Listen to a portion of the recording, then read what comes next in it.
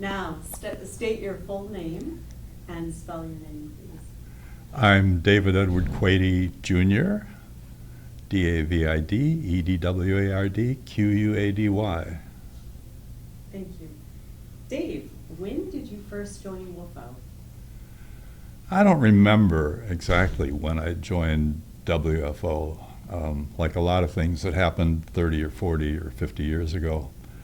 But it must have been in the late 70s or early 80s. For me, birding was something to do while I was camping until I was about 30. But after that, it became an occupation unto itself. And when my family moved back to Berkeley after about 5 years in Southern California, got engaged with the birding scene up here. And I don't know how I learned about WFO for that matter, but it was somewhere probably in the late 70s, maybe early 80s that I joined. And you've also been on the WFO board. In fact, you were a former president. I think it was from 2014 to 2016. What inspired you to become president or be on the board? Yeah. So it was Mike San Miguel, who was president around 2000, who began to lean on me to do things within WFO. One was to help finish up the book Rare Birds of California that was published in 2003, I think. I just got more interested in and I'm messing up this, so let me start over and do this one again. Fine. So when did I become a member of WFO? No, when did I? when did you go on the board? Yeah. So I quite enjoyed what WFO was doing and enjoyed the field trips and enjoyed the people that I'd met who were WFO members, and John Dunn was one among them. Don't remember when I met John, sometime in the 80s or early 90s. John's a person who leans on others to do something, and among the things he leaned on me to do was join WFO, and I did. Okay, and then you became president in 2014, and you served for 2 years, and Yeah. maybe share a little bit about being president. Yeah.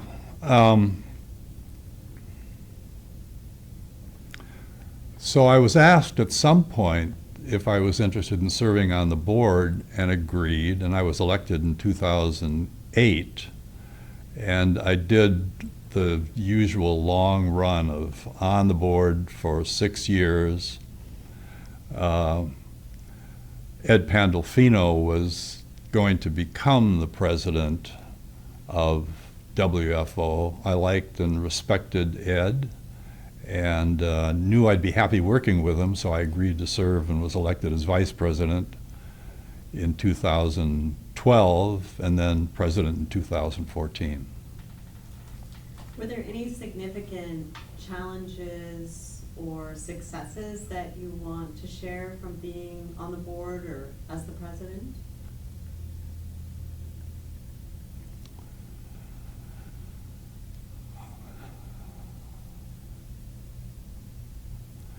Well, there were a couple things I did or was involved in while as a member and on the board.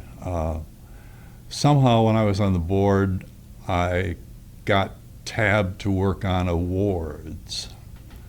When I joined the board, there'd only been one award issued bestowed, call it that, by WFO.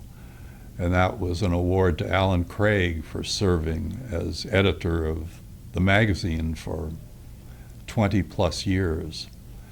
And there was a feeling that we ought to recognize long service, meritorious service to WFO. And thinking through that, and also awards for scholarship in ornithology that landed on my shoulder. And decisions didn't get made easily or quickly or smoothly. So each of those was a monkey that hung on for several years.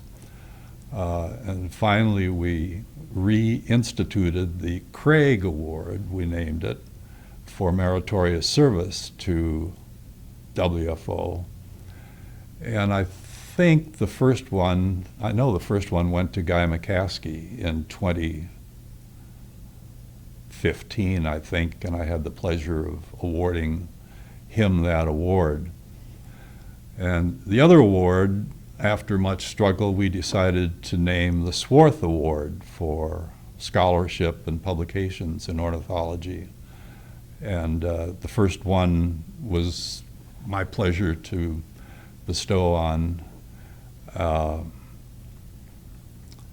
Peter Pyle in 2016. So those were fun to work on, happy to get them done, and proud to have been a part of it. Why should a bird enthusiast join Western Field Ornithologists?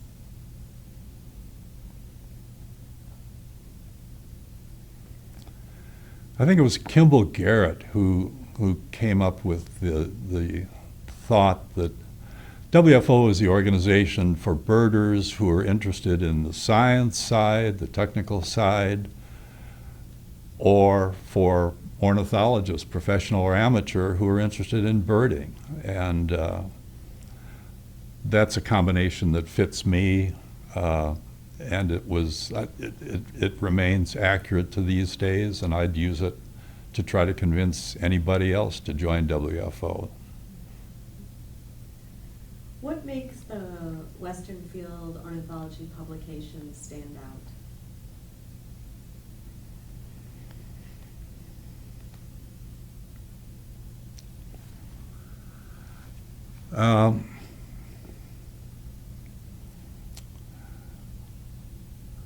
Well, the publication serves two purposes. There's some things it should record, like decisions of the Rare Birds Committee and the like, and then there are the technical articles.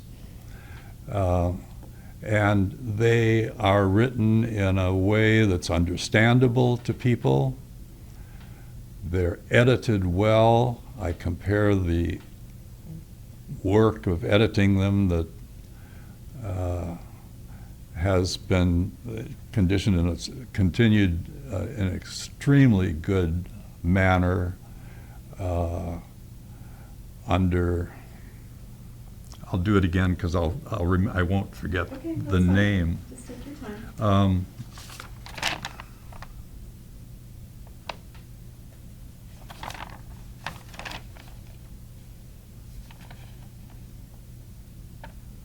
This is so embarrassing, but it comes with age, I can tell you that. Names slipping away. Whose name are you trying to think of? The editor? The current editor. Oh, Phil Newman? Of course it's Phil. He's only been doing it for 40 years. That's all right. That's why we're here to help. Yeah, thank you. Okay. And the question again? Yeah. What makes Western Field Ornithology publications stand out? Yeah, well, Western Field Ornithologist, as it's currently edited, fits a sort of prototype of who ought to be a member. It's people interested in the science side of birding, but also interested in just birding. It is extremely well edited by Phil Unit.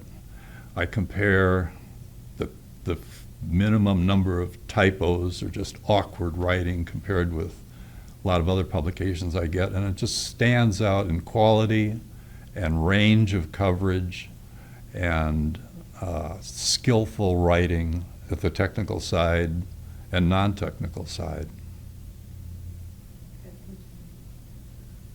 Let's change gears and talk about the conference a little bit. What is your favorite aspect or multiple aspects of the conference? The WFO conferences are great. I first went to one in the mid-90s on a lark. It was held in somewhere in Northern California, I've forgotten where, and then didn't come attend again until 2004 or 5 or something like that. And I've only missed a couple conferences since then. The format has stood up. The combination of field trips, technical presentations, quizzes. Photo quizzes have always been a treat, and Nathan Peplow's sound quizzes have just been spectacular the last 5 years. So the conference itself is a joy to attend, and it's also a joy to experience. I was thinking about the pleasure of seeing scholarship students that were picked some years ago becoming speakers on the technical side, and board members. It's just been so neat to see some of them develop and move into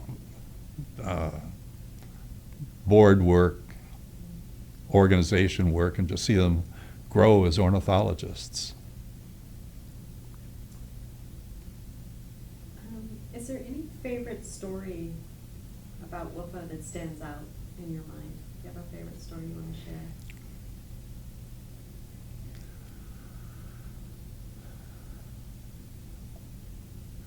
I guess I don't have one particular story about WFO that stands out, but certainly some that do in the sense of single occurrences. One thing that's been an unexpected treat is having a rare bird found somewhere in the state while the conference is on. And there's one chase I remember. The conference was in Petaluma, Northern California, and a common cuckoo was found 150 miles away, which occasioned quite a bit of alarm on a Friday afternoon. Chairs were emptying in the conference. And I was an officer, so I couldn't leave, at least not right away, but I offered for anyone who wanted to leave with me at 4 a.m. the next morning to drive down to look for the common cuckoo. They'd be welcome in the back seat. So 3 people took me up on it. We drove down to Monterey area where the bird was. We had about an hour to look for it before I had to return for things that I had to do back at the conference site. And the bird was found about halfway through that hour, which gave plenty of time to enjoy it, pile back in the car, and go back to the conference feeling I hadn't let it down, but I'd sure enjoyed the day. A wonderful story. Last question, is there any one kind of advice or thought you'd like to share with others about WFO?